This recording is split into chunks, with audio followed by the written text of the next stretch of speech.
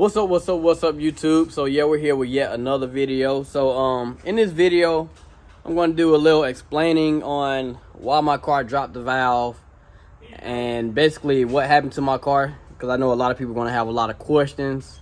They're going to basically, I think I got a comment on one of my other videos on if it was the cam or not. So no, my valve breaking wasn't because of the cam. My valve basically broke because with my car, like I can show you now. So with the cam car, you're gonna go with, basically this is a head. You're gonna go with dual titanium springs. Alright, so you're gonna have dual titanium springs in your heads. So you're gonna have dual titanium springs, and it basically they do dual springs because if one spring breaks, then you still have the support of the other spring. So to kind of save the motor. So basically, the reason why my car ended up dropping the valve, it was basically because when I had my cam kit ordered, I ordered my Stage 3 SS, well, my SS3 cam from GPI. And I optioned for a lot of things. Like, we can go over to my motor now and take a look.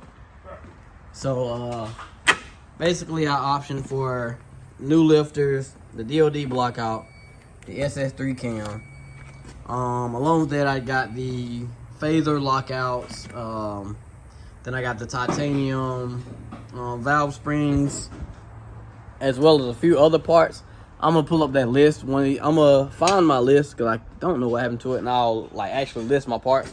But you can look in the description down below, and you'll see all the parts that I have installed with my cam kit.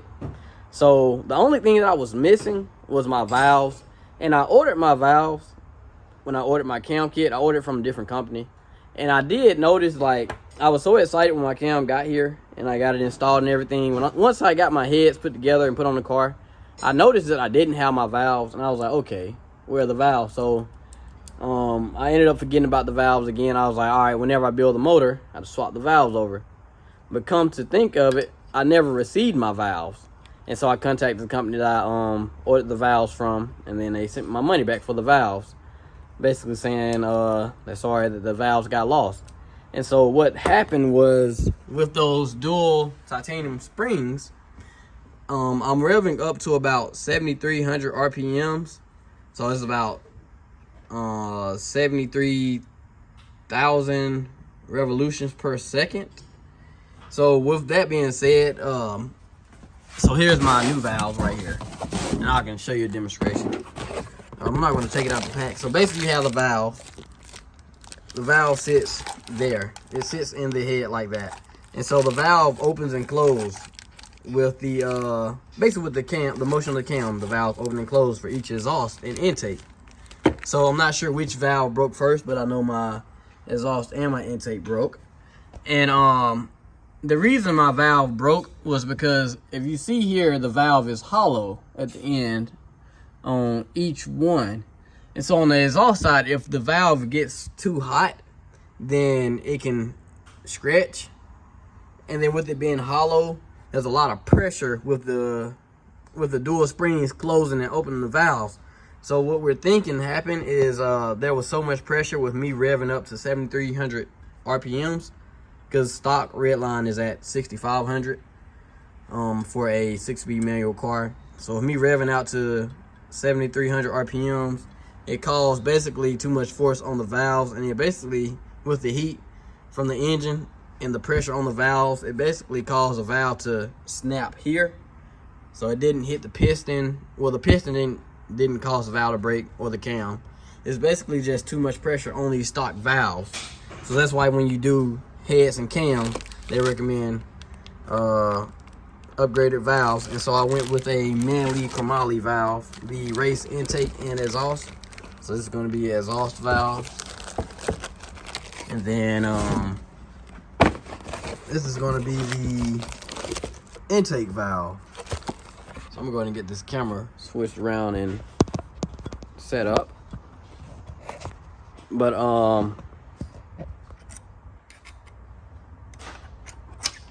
let's see what I can prop this thing up on.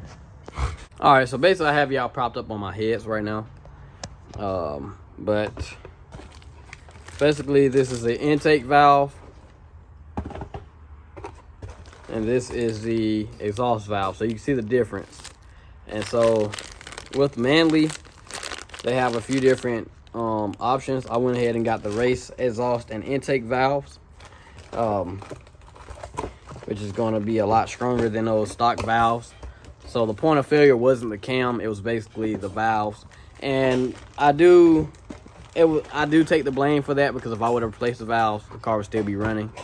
It wouldn't have done all this, but I still need to get my heads ported as well. So I mean, it's a good thing that it happened, because I can make more power on the setup that I have. And then with my setup, this is also going to be an update on the setup that I'm going with. So with my with my rods and pistons being on back order for so long, I'm just going to go ahead and get the car back running like it was. And I'm going to get basically fix the point of failure. So I'm going to basically replace these stock valves with aftermarket valves, and then have my heads recasted and ported. And then I also got two pistons, one left and one right. I did have a piston on the other side on my cylinder that got a lot of rock chips. Well, not rock chips, but metal chips. And so I basically just wanted to go ahead and get that replaced as well. So this is going to be the left side. So this is going to replace a cracked piston. It's just a stock piston from Chevy. I got it from my Chevrolet dealership. I think they were $80 a piece for two of them. Came out to be like $160. Then I also got rings. I had to go pick those up. The rings were, if I'm not mistaken, the rings were $49 a piece. So I have to pick those up tomorrow. And then everything else I'm going to do with the car, basically I'm just going to replace those two pistons, replace the valves, have my heads ported, and then I'm going to also replace my timing chain while it's out. And I believe I'm going to go ahead and replace the oil pump. I looked at my clutch is in good condition. Everything else seems to be good, so I'm going to go ahead and reseal the motor as well. And then what else needs to be done? There's a few small things that need to be replaced on the engine, so I'm gonna go ahead and do that as well. But I just wanted to let y'all know on that update, and then we're gonna go from there. So I'll let y'all know the next update. I will be going to drop my block off. I do need a new sleeve on one of my cylinders, so I'm gonna get it re-sleeved. I'm going to drop that off sometime before the end of this week, so I have it back before Grudge Fest on April 8th. But it'll take about 3 to 4 weeks before I get that back. And I was like, that's a long time, but hey, what has to be done, what needs to be done has to be done. So I'm going to get that done and go from there.